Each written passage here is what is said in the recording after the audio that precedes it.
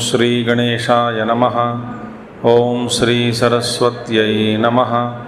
ओम श्री गुरुभ्यो नमः।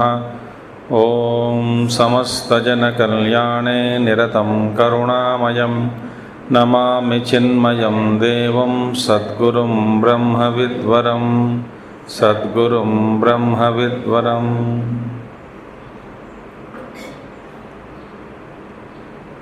ओम व्यासं वसिष्ठनप्तारं शक्ते पौत्रमकल्मषं पराशरात्मजं वन्दे शुकतातं तपोनिधिं। व्यासाय विष्णुरूपाय व्यासरूपाय विष्णवे नमो वै ब्रह्मनिधये वासिष्ठाय नमो नमः। वसुदेवसुतं देवं कंसचाणूरमर्दनं देवकी परमानन्दं कृष्णं वन्दे जगद्गुरुं कृष्णं वन्दे जगद्गुरुं।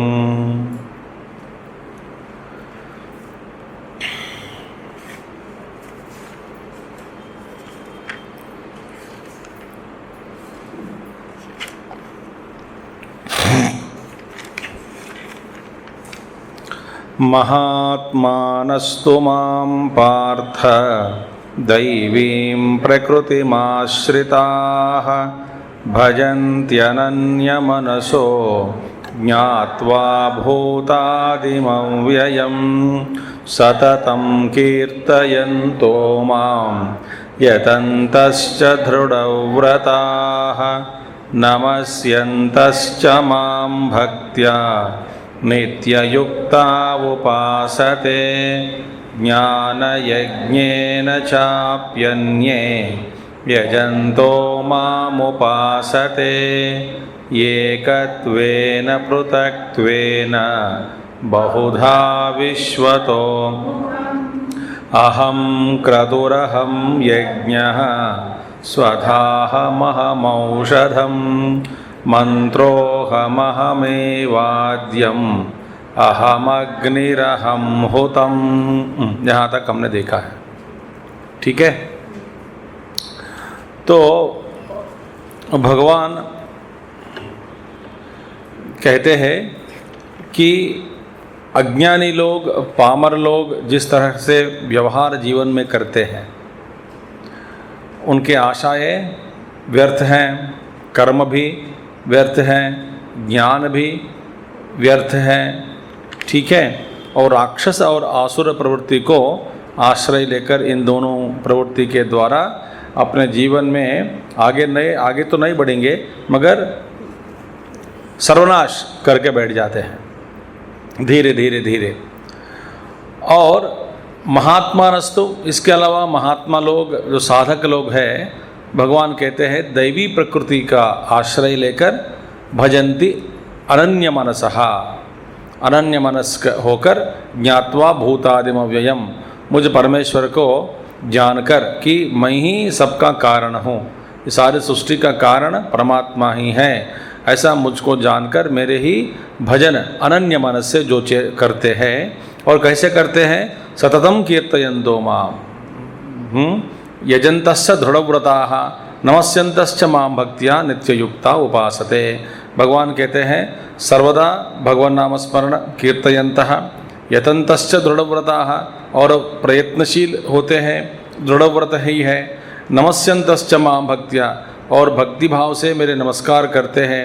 नित्ययुक्तः, और हृदयेशयम् आत्मानं नमस्यन्तः च मां हृदयेशयम् आत्मानं, हृदय में स्थित हुआ मुझ परमेश्वर की आराधना लगातार करते हैं, भक्तिपूर्वक नित्ययुक्तः सदा हसन्तः उपासन्ते सेवन्ते उपासते सेवन्ते। माने अचंचलता ही जिनका व्रत है वही है दृढ़ व्रताः, माने दृढ़ मन में कोई चंचलता नहीं रही जाती। ठीक है। और ज्ञान यज्ञेन केन केन प्रकारेण उपासते इति उच्यते, तरह तरह के प्रक्रियाएं हैं। तो भगवान कहते हैं कुछ लोग ज्ञान यज्ञ के द्वारा मेरे आराधना करते हैं और अन्य चापि अन्य यजंतो माम उपासते एकत्वेन पृथक्त्वेन, कुछ लोग एक ही परमात्मा अनेक रूप में भास रहा है ऐसा जानकर उस एक को ही उपासना करते, एक का उपासना। कुछ लोग आदित्यादि रूपेण अवस्थितः इति उपासते, केचित् बहुधा अवस्थितः स एव भगवान सर्वतोमुखी विश्वतोमुखी विश्वरूपः इति तम विश्वरूपम सर्वतोमुखम बहुधा बहुप्रकारेण उपासते इति। तो ठीक है, इस तरह का जो भगवान का अनेक विधि है, मैं किसी भी तरह से मैंने कहा कि तो एक प्रश्न, यदि बहुभी प्रकार उपासते कथम त्वाम उपासते इति अतः आह। तो एक प्रश्न उठाया कि परमात्मा को अनेक प्रकार से यदि उपासना की जाती है तो विविध प्रकार से, माने एक कुछ लोग कहते हैं एक के रूप में, कुछ ज्ञान यज्ञेन, कुछ लोग बहुधा। इस तरह का जो उपासना करने से ये प्रभु आप ही के पास कैसे पहुँचते हैं, क्योंकि मार्ग तो विविध दिख रहा है ना। एक दिशा नहीं, एक मार्ग नहीं, अनेक मार्ग है। तो सभी मार्गों से जाने से तो भी आपके पास ही पहुंचेंगे ये भक्त लोग। ये कैसा एक संभव? तो भगवान कहते हैं इसलिए संभव क्योंकि मैं सब में हूँ। जैसे कि मैंने एक उदाहरण दिया, आप पूरब की ओर जाइए, दक्षिण की ओर जाइए, उत्तर की ओर जाइए या पश्चिम की ओर जाइए, किसी भी दिशा में आप प्रयाण करें तो यान करें, तो यदि आपसे कहेंगे कि भगवान कहते हैं आप किसी भी तरह, किसी भी किसी भी एक दिशा में जाकर आप प्रयाण करो, मुझे ढूंढते मैं आपको मिल जाऊंगा। तो एक ऐसा संभव यही हो सकता है कि भगवान कहते हैं मैं पूरब में बैठा हूँ, पश्चिम में बैठा हूँ, ऊपर बैठा हूँ, नीचे बैठा हूँ, सब जगह सर्वांतर्या विश्वतोमुखः। इसीलिए किसी भी प्रकार से किसी भी मार्ग पकड़कर मेरे पास आ जाओगे तो मैं तेरे लिए उपलब्ध हो जाता हूँ। ठीक है। तो भगवान अहम क्रतु भी मैं हूँ, यज्ञ भी मैं हूँ, स्वधा जो अन्न दीयते पितृभ्यो यद दीयते, पितृओं की जो दी जाती है स्वधा, वो अन्न भी मैं ही हूँ, औषधम भी मैं ही हूँ, मंत्र भी मैं ही हूँ। देखिए, और इसी तरह सब कुछ मैं ही हूँ। इसीलिए अहम अग्नि यस्मिन् धूयते स अग्नि अहमेव अहम हुतम हवन कर्म भी मैं ही हूँ। सो सब कुछ मेरा ही स्वरूप है, सब कुछ मैं ही हूँ। इसीलिए किसी भी मार्ग पकड़कर आप चलोगे तो मेरे पास ही आ जाओगे। ठीक है, यहाँ तक हमने कल देखा है। किंचा इसके अलावा और भी कुछ भगवान कहते हैं। पिताहमस्य जगतो माता धाता पितामहः वेद्यं पवित्रमोंकार ऋक्सामयजुरेव च पिताहमस्य जगतो माता धाता पितामहः वेद्यं पवित्रमोंकार ऋक्सामयजुरेव च। भगवान कहते हैं मैं ही इस सर्व सृष्टि का आधार हूँ, सब कुछ मैं ही हूँ। कैसा?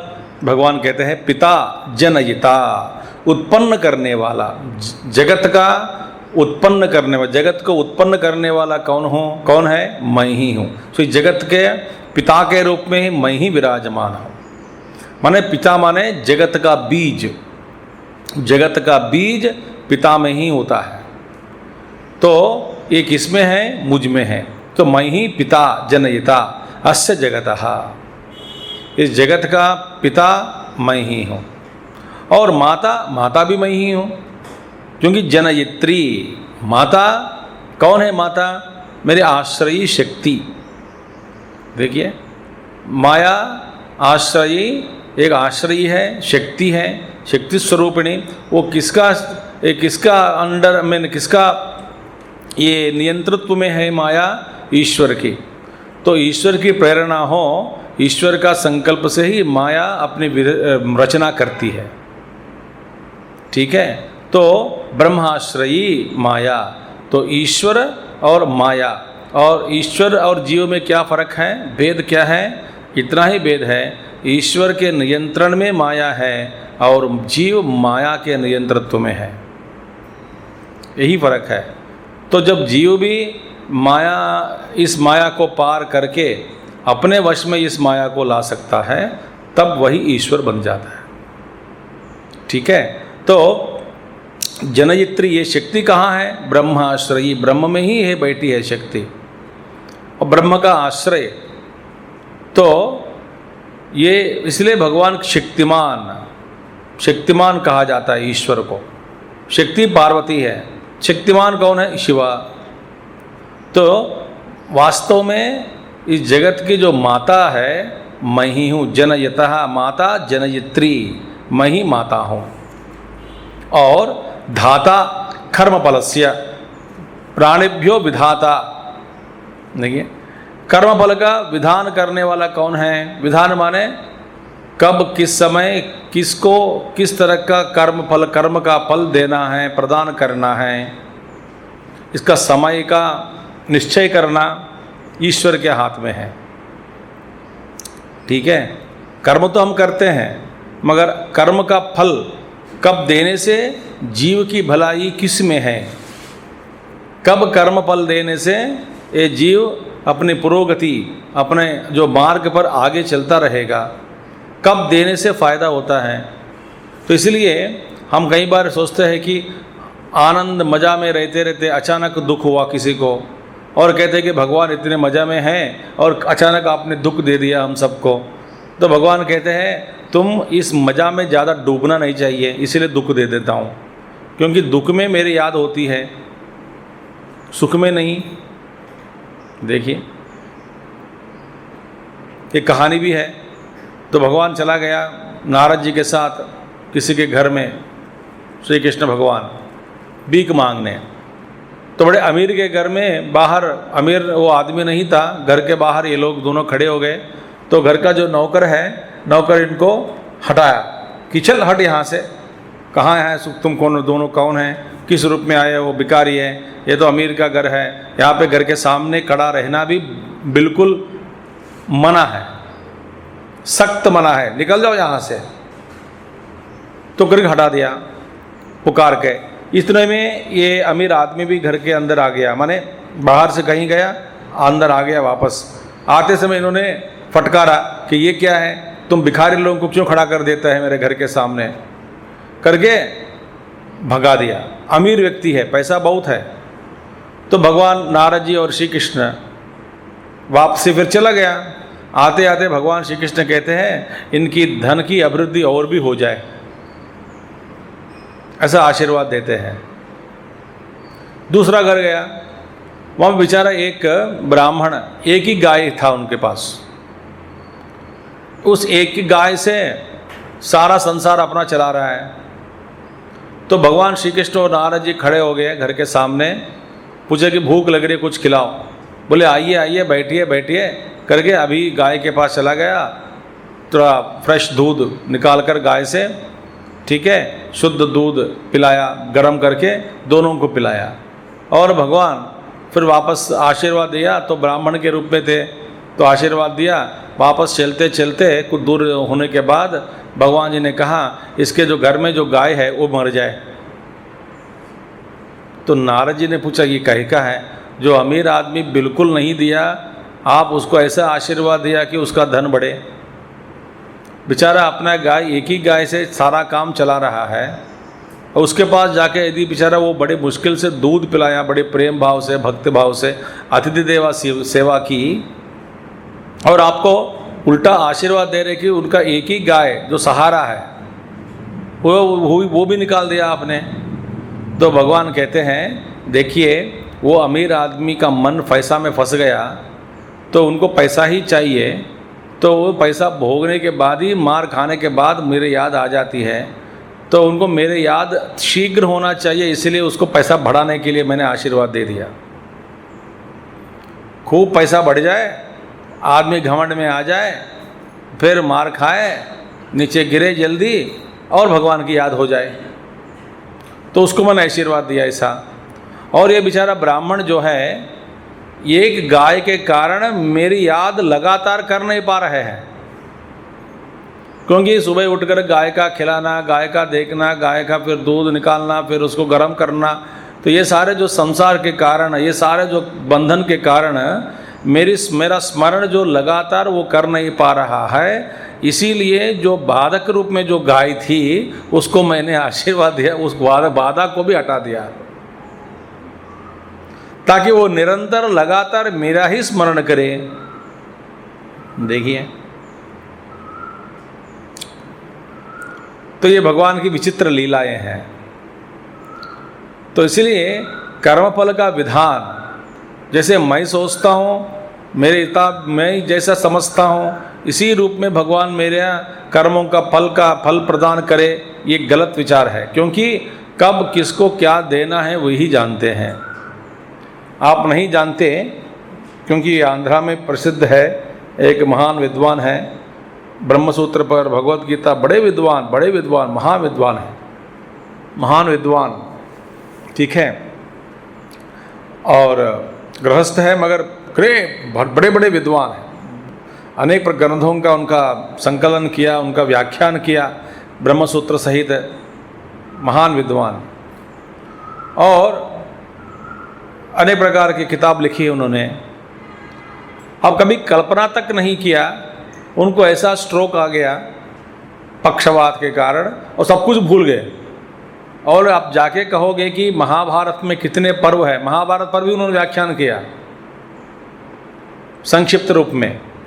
अब जाके पूछो कि आप अभी वर्तमान में, अभी कुछ 15-20 दिन से पहले हुआ कि पर्स पड़े रहे और महाभारत में कितने पर्व है, 16 या 18, जो आप पहले पूछते हैं ना वही दोहराते हैं, तो 16। अब कल्पना तक की नहीं कर सकते हैं कि इतने बड़ा महाविद्वान, ईश्वर ने उनको चुप करा दिया एकदम, और सारी स्मृति को लुप्त कर दी।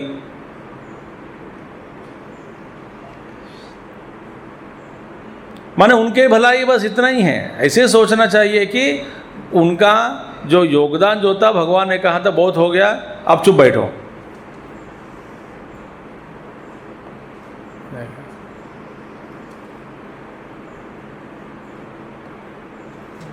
इनकी लीलाएं, कर्मों का जो विधान जो है, कोई भी जीव समझ नहीं सकता। जीव क्या, देवता लोग, ब्रह्मा जी को भी समझ में नहीं आता।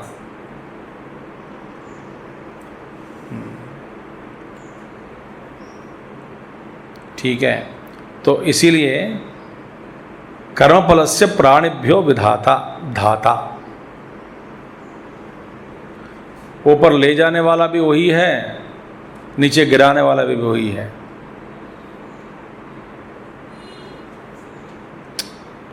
टपक देते हैं नीचे एकदम। इसलिए कुछ भी भरोसा नहीं है। जीव के अंतःकरण में जो ज्ञान है, वो ज्ञान, उस ज्ञान को भगवान कभी भी लुप्त कर सकते हैं, इनके हाथ में है। देखिए, इसे धाता मैं ही हूँ, पितामह, पितुः पिता, माने पिता का पिता, पिताजी का पिता, पिताश्री का पिता मैं ही हूँ। और वेद्यम, वेदितव्यम, और वास्तव में जानने योग्य, वेद्यम माने जानने योग्य वस्तु क्या है, मैं ही हूँ। आप यदि किसी को जानना चाहते हैं तो जानने योग्य वस्तु क्या है, तो मैं ही हूँ। जैसे कि हम किसी शहर में चले जाते हैं, वहाँ लोगों से पूछते हैं कि यहाँ देखने के क्या देखने योग्य क्या क्या चीज़ें हैं, क्या क्या प्रदेश है, क्या क्या देख सकते हैं इस नगर में या इस शहर में देखने योग्य। पर पूछते हैं कि नहीं प्रश्न, कोई दक्षिण से उत्तर में आ जाए, उत्तर वाले कहीं दक्षिण में चला जाए, तो वहाँ के जाने के बाद पूछते हैं, चलो ठीक है मैं पहले बार आया हूँ, यहाँ पे क्या क्या देखने के लिए क्या क्या है, जानने के लिए क्या क्या है, अच्छा खाने के लिए क्या क्या मिलता है, कोई विशेष खाना, विशिष्ट खाना। पर भगवान कहते हैं दुनिया में आप कहीं पे भी जाओ, जानने योग्य वस्तु मैं ही हूँ, और मेरे अलावा और कुछ भी जानने योग्य वस्तु है ही नहीं। ठीक है, इसलिए महात्मा लोग सबकी जानकारी, ये सब जानकारी की जो तृष्णा है, जानने की इच्छा, दुनियादारी के बातों को जानने की जो इच्छा है, वो इच्छा को पहले छोड़ना चाहिए। इतना तक एक महात्मा जी कहते हैं यदि 2-3 लोग सड़क पर बात कर रहे हैं, उनमें से आप एक को जानते हैं, फिर वहाँ जाके आप पूछते हैं कि क्या बात चल रही है भाई, ये इस तरह का जो व्यवहार जो है वो भी विरुद्ध है। आध्यात्मिक मार्ग पर ये बड़ा बाधक है, क्योंकि जानने योग्य वस्तु केवल परमात्मा ही है। आप बाकी सब जानकारी तुच्छ माना जाता है, निष्प्रयोजन, इससे कोई प्रयोजन सिद्ध नहीं होता। इसलिए भगवान कहते हैं वेद्यम वेदितव्यम, और पवित्रम पावनम, पवित्र करने वाला, शुद्ध करने वाला। मैं ऐसा पवित्र कर देता हूँ दोबारा कभी भी तुमको अंतःकरण में तुम्हारे को कभी मिट्टी फिर नहीं लगने लगती है। धूल मिट्टी लगने का संभावना भी हट जाती है, क्योंकि अंतःकरण को ही मैं गायब कर देता हूँ। देखिए, जब मन है तब फिर मन में कुछ लगने का संभावना होती है। मन ही नहीं है तो क्या करोगे? मन को हटा दिया, विलीन कर दिया, तो हमेशा के लिए तो पवित्र रहोगे। सो वास्तव में पवित्र करने वाला मैं ही हूँ। ओंकार, जो ओंकार रूप से मुझे जाना जाता है उपासना के द्वारा, वो ओंकार भी मेरा ही स्वरूप है। ऋक् साम यजुः एव च, और ऋग्वेद सामवेद यजुर्वेद सारे वेद मैं ही हूँ। तो सब कुछ मैं ही हूँ, मैं ही इस जगत का आधार हूँ। देखिए, तो इसलिए भगवान के पितामहस्य जगत, सब कुछ मैं हूँ। किंचा, इसके अलावा और भी है। क्या है? गतिर्भर्ता प्रभु साक्षी, निवास शरणं सुहृत, प्रभव प्रलय स्थानम,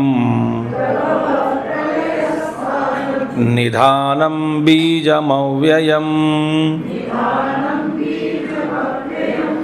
गतिर्भर्ता प्रभु साक्षी, निवास शरणं सुहृत, प्रभव प्रलय स्थानम, निधानं बीजमव्ययम्। इसके अलावा मैं ही गति, गति माने कर्मफलम। देखिए, गमनागमन, जाना आना कैसा संभव?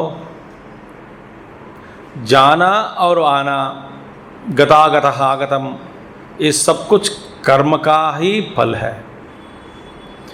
यदि आप नैष्कर्म सिद्धि को प्राप्त कर लिया, निष्क्रमणो ब्रह्मणो भावम, सारे कर्म, संचित कर्म, आगामी कर्म, प्रारब्ध कर्म सब छूट गए, तो कर्म छूटने पर अब तक कर्म करने के लिए जो साधन रूपी जो सूक्ष्म शरीर भी जो पड़ी है वो भी विलीन हो जाता है। क्योंकि महात्मा लोगों का जीवन मुक्ति का एक क्या, उनका सूक्ष्म शरीर जो है यहीं पर सूक्ष्म शरीर सहित प्राणों सहित यहीं विलीन हो जाता है। फिर वो कहाँ जाएगा? कहीं नहीं जाएगा, क्योंकि जाना आना तभी संभव जब एक कोई उपाधि रहे, तो उपाधि के द्वारा ही गमनागमन हो सकता है। उपाधि रहित शुद्ध चैतन्य के साथ, ब्रह्म चैतन्य के साथ तादात्म्य होने के बाद, तो ये सारा जो ये उपाधि यहीं पे विलीन होने के बाद, प्रारब्ध कर्म के अंत में ये सब विलीन होने के बाद फिर जो शुद्ध चैतन्य रूपी जो परमात्मा स्वरूप बैठा है अंदर, तो वहीं वो कहीं नहीं जाएगा, क्योंकि वो सर्वव्यापक बन गया और जाना आना उनके लिए असंभव। माने कहीं भी जाना हो रहा है या आना हो रहा है, कहीं गति हो रही है, इसका मतलब कर्म ही, कर्म का पल, कर्म पल का जो अभी उसका वो कर्म जब फलीभूत होने लग जाता है तब गति का आपको अनुभव होता है। मानसिक गति हो, स्थूल गति हो, सूक्ष्म गति हो, शरीर छोड़ने के बाद सूक्ष्म रूप से कोई भी गति आप ले लो, पुनर्विजननम पुनर्विमरणम, इस संसार के चक्र में घूमना हो रहा है। घूमना माने आना जाना, आना जाना माने कर्म की गति को अनुभव कर रहा है। कौन? ये जीव। इसलिए भगवान शंकर गति ही, गति माने कर्म फलम। अपने आप को जानने के बाद गति नहीं होती, सर्वव्यापक बन जाता है। और भर्ता, तो गति माने कर्म फलम, देने वाला कौन है? मैं ही हूं। कर्मों का फल देने वाला मैं ही हूं। और भर्ता, भर्ता माने पोष्ठा, पोष्ठा माने पोषण करने वाला, पोषण करने वाला। सबका पोषण करता है परमात्मा ही। देखो सब प्राणी सभी को अन्न देता है, वो कहां कहां से लेके जाता है पता नहीं। जंगलों में, पहाड़ों में, गुफाओं में, जलों में, जलाशयों में, समुद्र के अंदर, इस तरह का अनेक प्रकार के जीव है, अनेक प्रकार के प्राणियां हैं। सबको भगवान कुछ ना कुछ खिलाने के लिए, माने खाने के लिए दे रहा है, पहुंचा देता है खाना। सबको अपना अपना खाना पहले ही उसको नियंत्रित करके रखा है, पूरा बना के रखा है कि ये है तुम्हारा लिए खाना, ये है तुम्हारे लिए खाना। तो सबका पोषण करने वाला मैं ही हूं। यदि भगवान यदि किसी को खिलाना चाहते हैं, वो आदमी यदि वहीं से एक जगह से हिले भी नहीं तो भी खाना आ जाता है वहां पे। ठीक है, इसी को कहते हैं, भागवत में आपने पढ़ा अजगर वृत्ति, पढ़ा कि नहीं? अब तो रामायण भागवत में आप निष्णात बन गए ना। अजगर वृत्ति को अपनाए। अजगर वृत्ति माने बैठे रहे, खाना आए तो खाए, नहीं तो नहीं, आ जाएगा।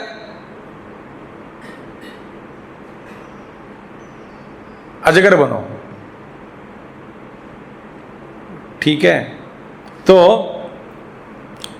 मैं अजगर बनना माने तो तमोगुणी पूर्वक अजगर बनने से कुछ नहीं मिलता है। हम तमोगुणी बनकर भगवान की परीक्षा कर लेते हैं कि चलो ठीक है, मैं भी अजगर वृत्ति को अपनाता हूं, देखते हैं क्या खाने के लिए क्या भगवान भेजते हैं आज कैरियर में। ये गलत है। परम अनन्य चिंता बाद में आएगा। इसी तत्व के अंदर निष्णात होकर स्थापित, अपने आप को स्थापित करके, स्थापना करके, निष्णात होकर उसी में रहना, उन्हीं के याद में रहना, और याद में रहते हुए इस संसार को भूलना। तो भूलने के कारण शरीर की जो अवस्था है उसको भी भूल जाता है। तो उसकी रक्षा के लिए भगवान कुछ ना कुछ खाना भेज देता है, क्योंकि वे बेचारा ये साधक मुझ पर निर्भर है और ये अपना शरीर तक ही ख्याल नहीं रखता। तो अभी मेरी जिम्मेदारी बन जाती है उसको खाना खिलाना, खाना पहुंचाना, उसकी शरीर की रक्षा करना, क्योंकि वो पूर्णतः मुझ पर निर्भर है। तब आ जाएगी मदद। तो भगवान की परीक्षा करने के लिए हम कुछ फिर ऐसा अजगर वृत्ति को अपनाया तो आलसी बनकर बैठे हैं, बिना काम बिना कर्म कुछ मिलने वाला नहीं है। तो वे है भर्ता पोष्ठा। प्रभु माने स्वामी, सबका स्वामी है, क्योंकि कहाँ बैठे हैं? सबके हृदय में बैठे हैं। तो स्वामी साक्षी प्राणिनाम कृत अकृतस्य, प्राणियों के कर्म और अकर्म माने जो करता है जो कर रहा है उसका भी भगवान साक्षी है। यदि आप नहीं करते तो आप बिना करे बिना बैठ गए तो आपका जो स्थिति है कर्म के बिना या अलसत्व समझो, तमोगुण समझो, तो उसका भी भगवान साक्षी करता है। साक्षी रूप में भगवान जानते हैं प्रत्येक जीव का, उसका जीव के अंदर क्या क्या है, वो किस तरह का व्यवहार कर रहा है, वो सब जानते हैं।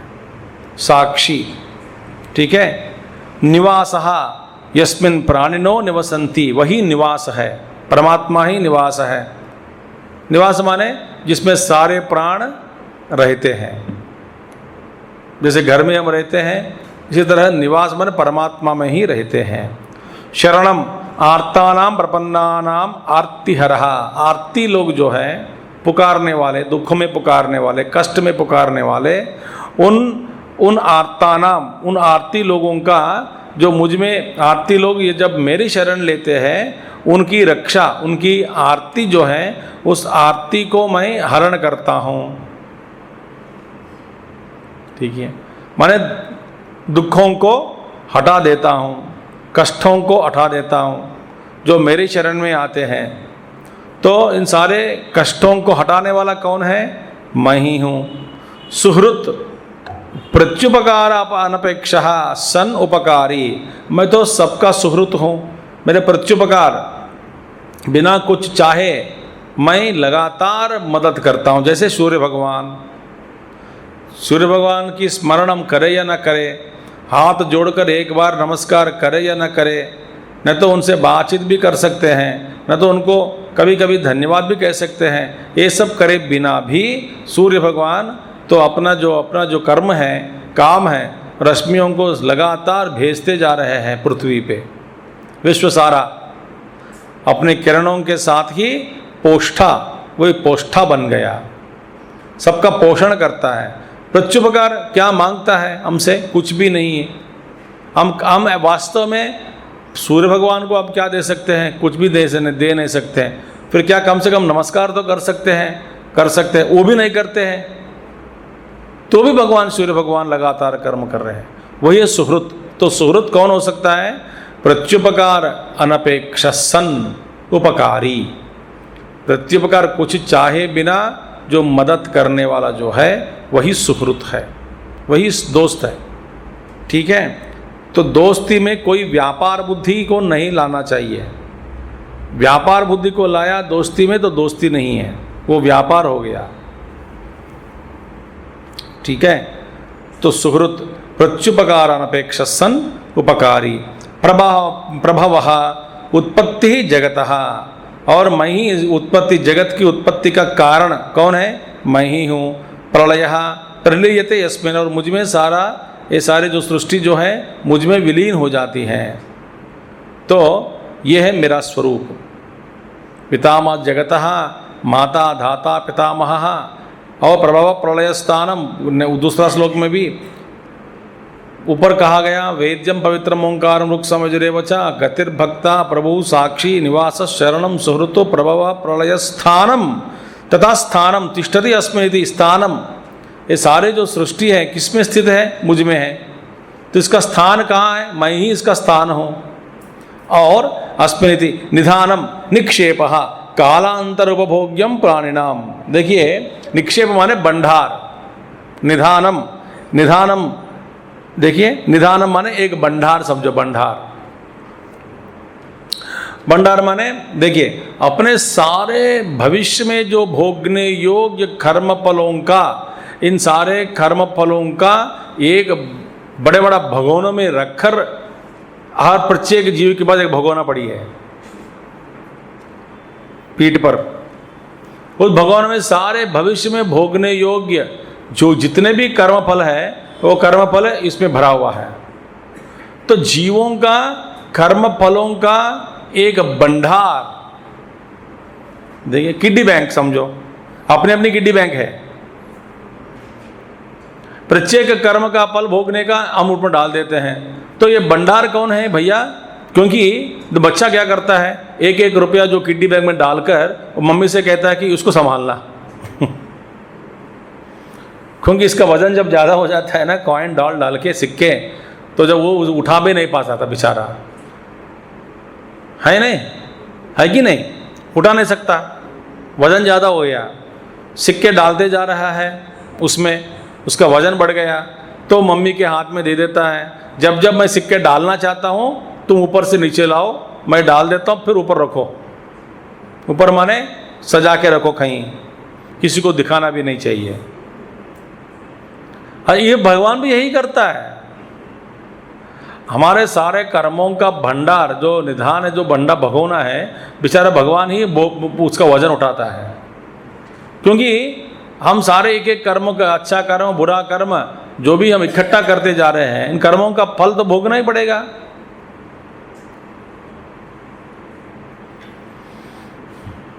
तो कहाँ बेचारा परमात्मा ने कहाँ रखता है एक भंडार?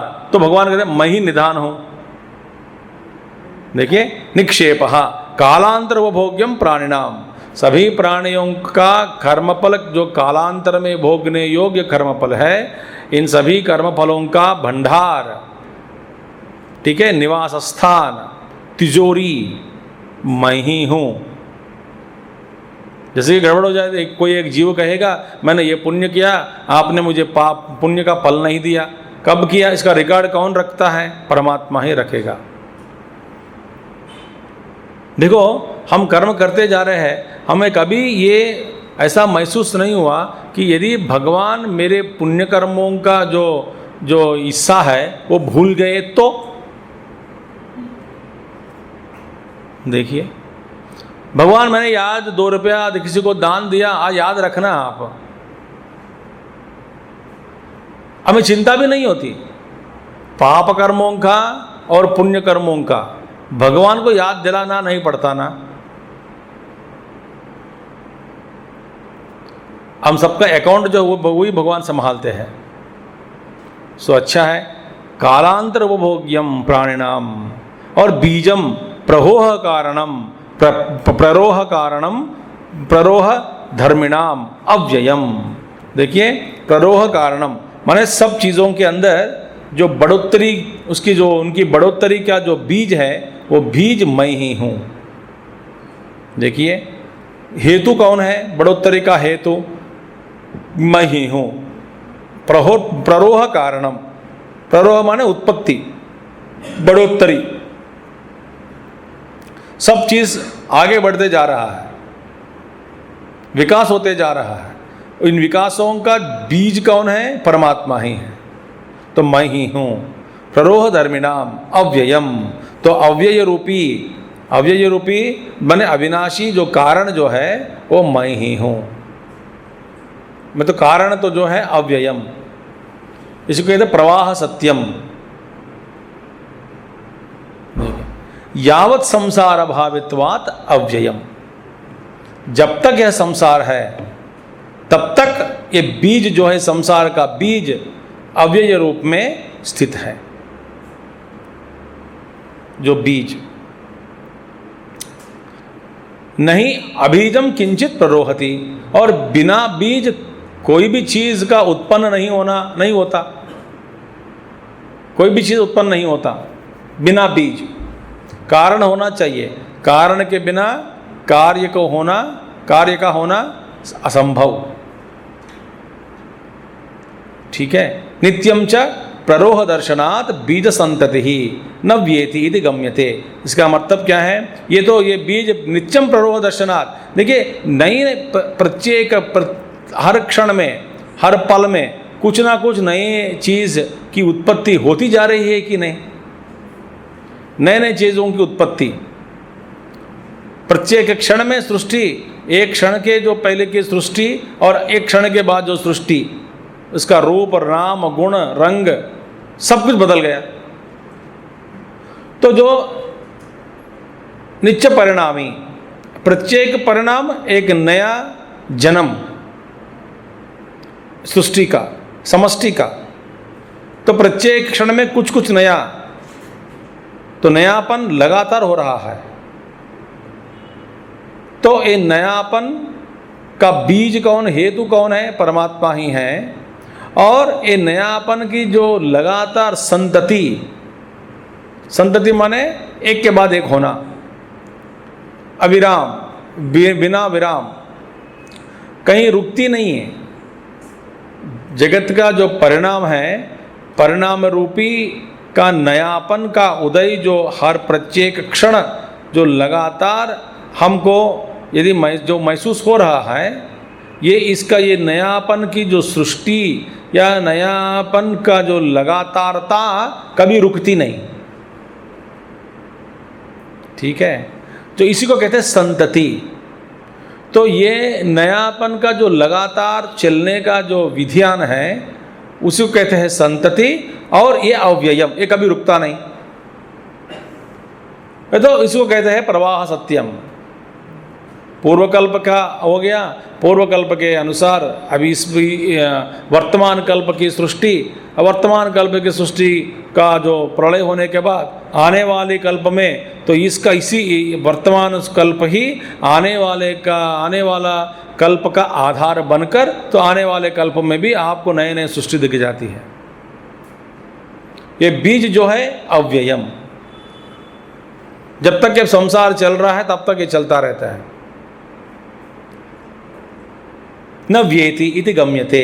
देखिए, कभी न व्येति माने कभी नाश नहीं होता इस परंपरा का, रुकता नहीं, ये चलता रहता है।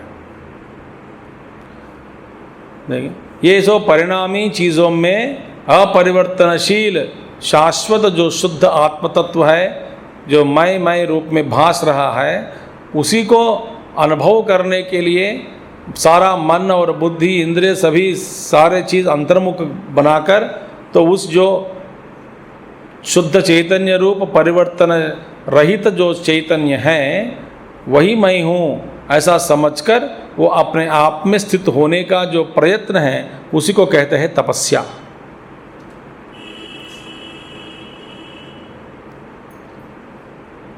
न तो शरीर बदल रहा है, मन बदलता है, बुद्धि बदल रही है, व्यवहार बदलता है, सृष्टि बदल रही है,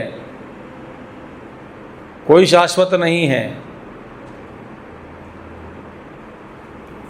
आखिर में ऐसा हमको लगना चाहिए कि बस मैं अपने आप को जानूं,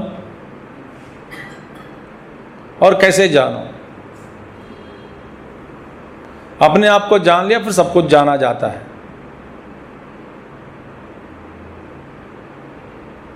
धीरे धीरे धीरे धीरे आदमी को अंतर्मुखी बनना ही बनना पड़ेगा, साधक को।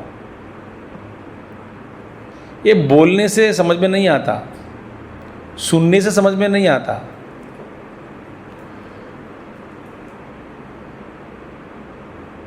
बस आ जाती है भगवान की कृपा से।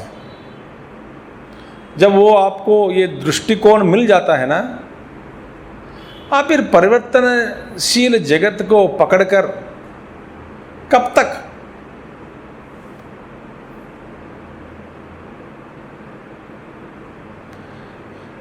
तो ये बाहर की दुनिया चलती रहती है, तो इसका जो बीज परमात्मा ही है, अधिष्ठान रूप में परमात्मा ही इसका अधिष्ठान है। परमात्मा के बिना, शुद्ध शाश्वत चैतन्य के बिना इस जगत का, इस जगत चक्र का जो घूमना जो है वो कभी नहीं हो सकता, रुक जाती है चक्र। ठीक है। किंचा, और भी भगवान कह रहे हैं, देखो विभूतियाँ कितने कितने कह रहे हैं। देखिए, मैं तो पहले कहाँ से शुरू हुआ? अहम कर्तुरहम से शुरू हुआ। मैं पिता हूँ, मैं गति ही भत्ता। फिर भगवान कहते हैं तपाम्यहमहं वर्षम निगृह्णाम्युत्सृजामि च अमृतं चैव मृत्युश्च सदसच्चाहमर्जुन तपाम्यहमहं वर्षं निगृह्णाम्युत्सृजामि च अमृतं चैव मृत्युश्च सदसच्चाहमर्जुन। और भगवान कहते हैं तपामि अहम। देखिए, आदित्यो भूत्वा कैश्चित रश्मिभिः उल्बणैः अहम वर्षम कैश्चित रश्मिभिः उत्सृजामि उत्सृज्य पुनः निगृह्णामि कैश्चित रश्मिभिः अष्टभिः मासैः पुनः उत्सृजामि प्रावृषिः। 3 बातें यहाँ पर कही गई। देखिए, भगवान कहते हैं सूर्य के रूप में मैं जो जो कर रहा हूँ आप उसके बारे में सुनिए। आदित्यो भूत्वा, मैं सूर्य बनकर, सूर्य होकर, और मेरा काम क्या है, मैं तपता हूँ, ताप देता हूँ। अच्छा, यहाँ पे देखिए, सूर्य के किरण जो है, रश्मियाँ जो है, वो एक जैसी नहीं है। 3 कर्म के बारे में, 3 काम भगवान यहाँ पे समझा रहे हैं। भाई सूर्य होकर मैं ये 3 काम करता हूँ। ये क्या है? एक है वैशाख और ज्येष्ठ मास में, मैंने गर्मियों के मास में, समय में मैं इस सारी पृथ्वी को तापता हूँ और ताप कर शुद्धिकरण करता हूँ। जितने भी जो पदार्थ है ताप देता हूँ एक तरह के रश्मियों के द्वारा। देखिए, कैश्चित रश्मि भी, कुछ रश्मियों के द्वारा मैं तापता हूँ और कुछ रश्मियों के द्वारा मैं वर्षा भी देता हूँ। मैंने रश्मियों में ही भीतर, अंदर रश्मियों के भीतर ही एक विविध प्रकार के रश्मियाँ हैं। एक महात्मा जी कहते हैं इन रश्मियों के बारे में अभी भी वैज्ञानिक लोग जान नहीं सकते, जानते नहीं, क्योंकि रश्मियों में भी भेद है।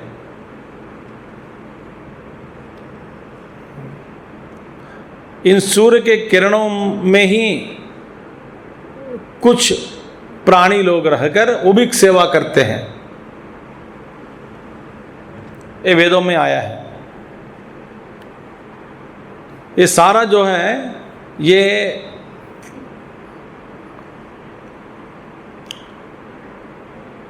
सब जड़ पदार्थ नहीं है। कुछ प्राणी लोग, कुछ देवता लोग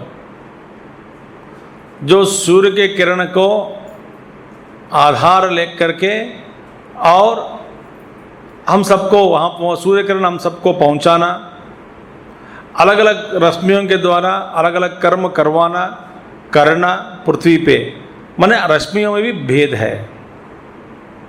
तो भगवान कहते हैं कुछ रश्मियों के द्वारा मैं तापता हूँ, कुछ रश्मियों के द्वारा मैं पानी बरसता हूँ, वर्षा देता हूँ। और निगृह्णामि पुनः कैश्चित रश्मि भी अष्टमी, और बाद में फिर 8 लगातार 8 महीना मैं दूसरे रश्मियों के द्वारा सारे पानी को खींचता हूँ, सुखा देता हूँ, सुखाकर फिर वर्षा काल में दे देता हूँ, और ग्रीष्म काल में को ताप देता हूँ। ताप के द्वारा कुछ कर्म, कुछ किरणों के द्वारा वर्षा देना, कुछ किरणों के द्वारा लगातार सुखाना, फिर धीरे धीरे सुखाते जाते हूँ। देखिए, अष्टभिः मासैः पुनः उत्सृजामि प्रावृषिः। फिर बाद में फिर वर्षा काल आने पर फिर मैं वर्षा देता हूँ। तो रश्मियों के भेद जो है एक जैसे नहीं हैं। ये मेरा काम है। तपाम्यहं वर्षम निगृह्णामि उत्सृजामि च, और अमृतम च एव देवानाम। देखिए, देवताओं का अमृत जो है, अमृत माने अमरण धर्म, जो अमृत है वहाँ पे, अमृत भी मैं ही हूँ। और मर्त्यानाम मृत्यु, मृत्युश्च मृत्यु च मर्त्यानाम, और मनुष्य लोक में जो मृत्यु रूप में मैं ही हूँ। देवताओं में अमरत्व प्राप्त कराकर अमरत्व के रूप में मैं ही हूँ, और मनुष्य लोक में मृत्यु के रूप में विलय तांडव करने वाला कौन? मैं ही हूँ। मर्त्यानाम सद यस्य यत् संबंधितया विद्यमानम तद विपरीतम असत च एव अहम अर्जुना। देखिए, मैं ही सत हूँ, मैं ही असत हूँ। सत्य और असत माने क्या है? देखिए, सत्य माने यस्य यत् संबंधितया विद्यमानम, जो भी पदार्थ आपको विद्यमान हो रहा है, जो भी पदार्थ आपको विद्यमान हो रहा है, उन सारे पदार्थों को सत्य के रूप में बोला जाता है।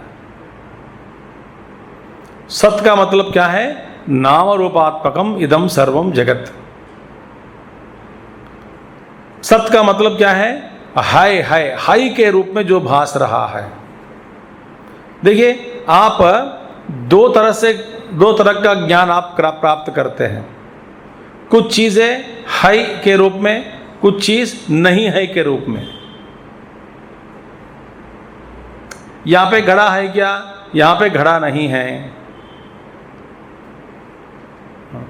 यहां पे कुर्सी है, कुर्सी है। यहां पे कुर्सी है, यहां पे घड़ा नहीं है। तो है या और नहीं है, पदार्थ नहीं है। तो सत्य के रूप में जो भास रहा है, हाई के रूप में जो विद्यमान है, उसको कहते हैं सत्य। और सत्य मैं ही हूं, माने मेरे बिना कोई भी चीज आपको विद्यमान नहीं होता, और मेरे बिना कोई भी चीज आपको नहीं के रूप में भी अनुभव आप नहीं कर सकते। क्योंकि जो चीज आप नहीं है के रूप में जो अनुभव कर रहे हैं, माने वहाँ पे घड़ा नहीं है ऐसा आपको महसूस हो रहा है, तो नहीं है में भी आप है, तो है के पीछे भी आप है, नहीं है पीछे के भी आप है। तो परमात्मा कौन है? इन दोनों का अधिष्ठान।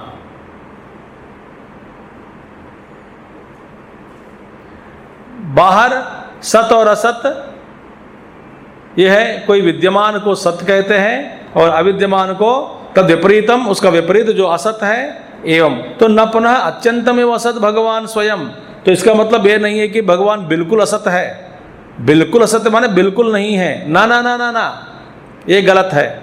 भगवान है, मगर आपको वस्तु के रूप में जब प्रतीत होता है ना, एक वस्तु है वहाँ पे, उस वस्तु को आप हाई के रूप में आपको महसूस हो रहा है, ज्ञान हो रहा है, तो उसको कहते हैं सत्य।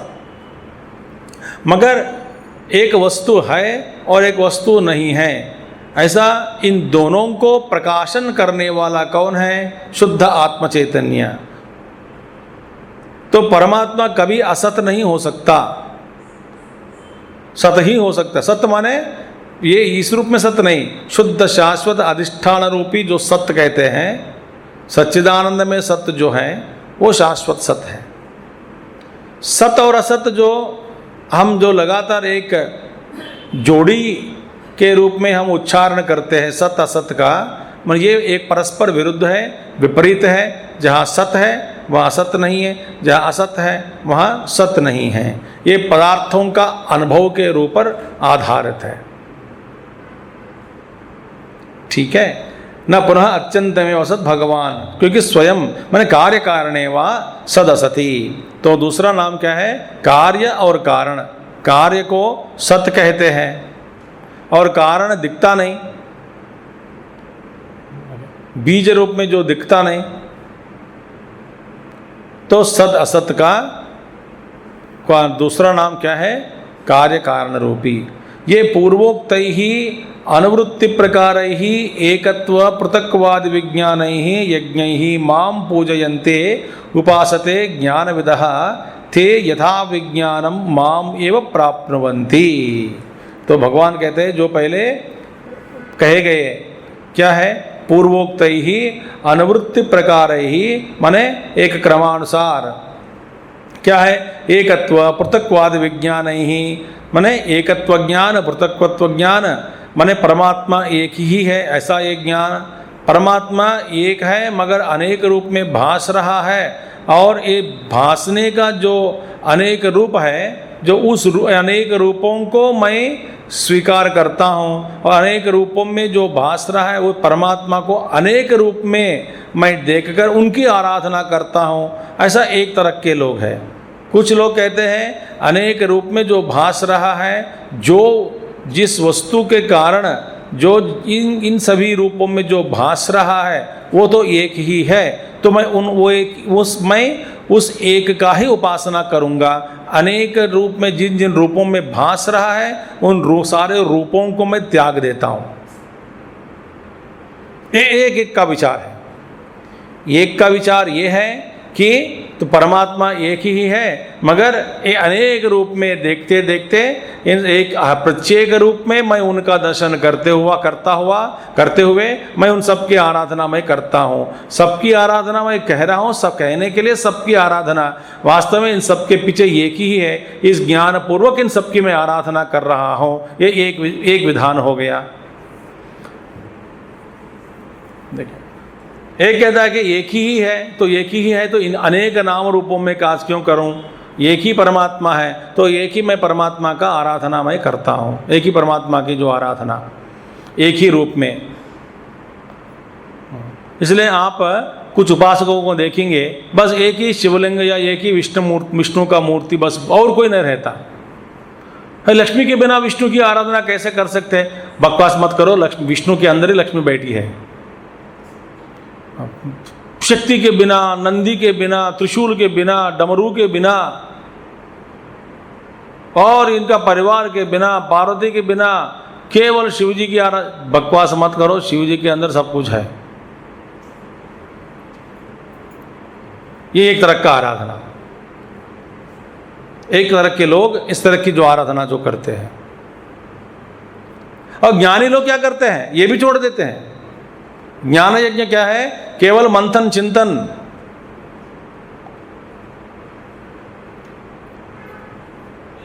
उनके लिए कुछ नहीं चाहिए, अपने आप में स्थित होना। अपने आप में स्थित होने के लिए बस आपका ही अपना सहारा ले लो और बैठ गए।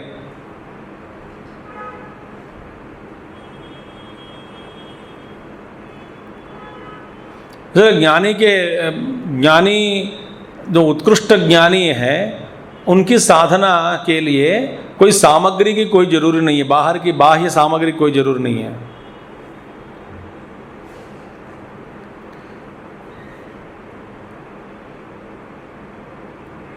ठीक है, तो कुछ लोग भगवान कहते हैं, शंकराचार्य जी, एकत्व करो पृथक्त्वाद विज्ञान यज्ञ ही माम पूजयन्ते उपासते। ज्ञान विधा, सब ज्ञानी लोग हैं, सब जानते हुए भी अपने स्वभाव के अनुसार, इष्टा के अनुसार तो अपने अपना जो आराधना जो कर रहे हैं, मगत्ते यथा विज्ञानम मामेव प्राप्नुवन्ति। सब लोग मुझको ही प्राप्त कर लेते हैं, कहीं नहीं जाते हैं। निसर्गदत्त महाराज देखिए, एक ही मंत्र, एक ही बार उन्होंने सत्संग किया, एक ही सत्संग चला गया, एक ही सत्संग में अहम ब्रह्मास्मि का उपदेश हो सुना सत्संग, बस एक ही बार सत्संग किया, एक ही बार गुरु के पास गया, बाहर आ गया, फिर एक अहम ब्रह्मास्मि का ही उपासना चलता रहा, तो अपने आप में स्थित हो गया, कुछ भी नहीं किया। समर्थ पापा रामदास को देखिएगा, एक ही नाम जप, कोई पूजा पाठ कुछ नहीं है, भजन एक ही नाम, श्री राम जय जय राम, निरंतर राम जप, छोड़ा नहीं। कोई कष्ट आया, राम दिया है, कोई लात मारा तो राम ने लात मारा, कोई कुछ दिया तो राम ने दिया, कोई कुछ कहा तो राम ने कहा, अच्छा हुआ तो राम के कारण, बुरा हुआ राम के कारण, तो राम के अलावा और कोई नहीं है। तो पहुंच गया एकत्वेन।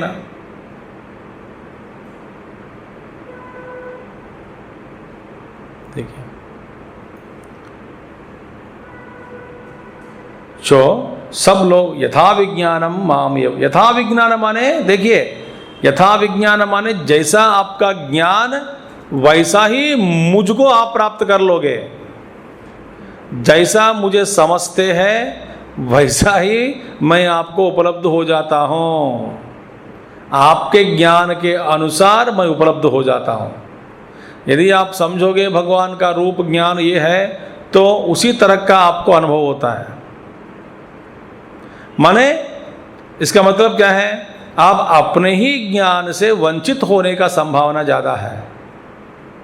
यदि आप समझते ही भगवान यही है भगवान, तो भगवान आपको यही उसी रूप में आपको अनुभव दे देता है। आप समझते हैं कि भगवान यही है, तो भगवान कहते हैं कि जैसा ज्ञान वैसा दर्शन। जैसा आपका ज्ञान वैसा मैं आपको दर्शन देता हूं। जैसी आपकी कल्पना वैसी मेरा दर्शन।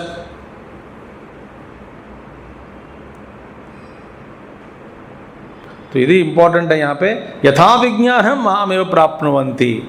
आप जैसा मुझे समझोगे वैसा ही मुझे को आप प्राप्त कर लोगे। ये अद्भुत बात है।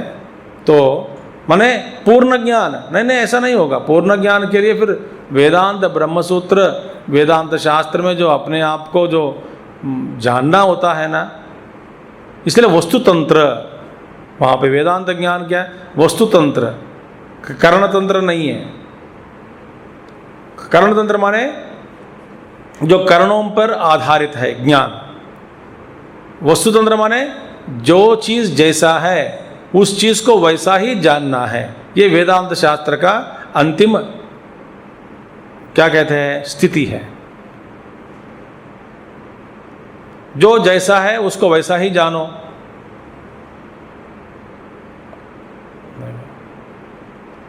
वस्तुतंत्र कर्णतंत्र हो गया, माने ये जैसा मैं देख सकता हूं मेरे इंद्रियों पर आधारित है, मन में कल्पना के ऊपर आधार है।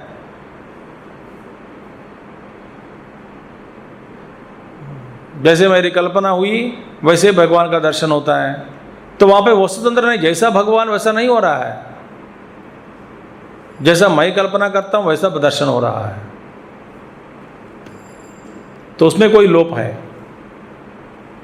भगवान अपने आप प्रकट नहीं हुआ।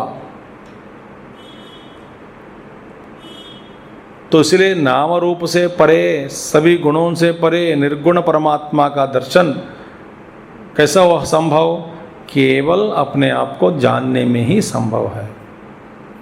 इसलिए भगवान और मुझ में कोई अंतर नहीं है। ऐसा बिना अंतर माने मुझ में और परमात्मा में, ईश्वर में कोई अंतर नहीं है। इस अभेद ज्ञान से जो उपासना करता है उसी को धीरे धीरे धीरे धीरे वास्तविक ज्ञान होने का संभावना है। हो भी जाता है साधना करते करते। कल्पना के ऊपर आप पूजा करते हैं, सिद्ध करते हैं, तो चलो ठीक है, भगवान दर्शन भी दे देगा उस रूप में, उस गुण उन गुणों के द्वारा। आप समझते हैं कि बस यही भगवान है, नहीं।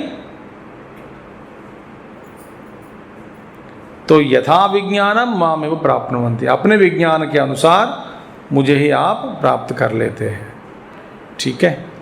ओम पूर्णमदः पूर्णमिदं पूर्णात् पूर्णमुदच्यते पूर्णस्य पूर्णमादाय पूर्णमेवावशिष्यते। ओम शांति शांति शांति।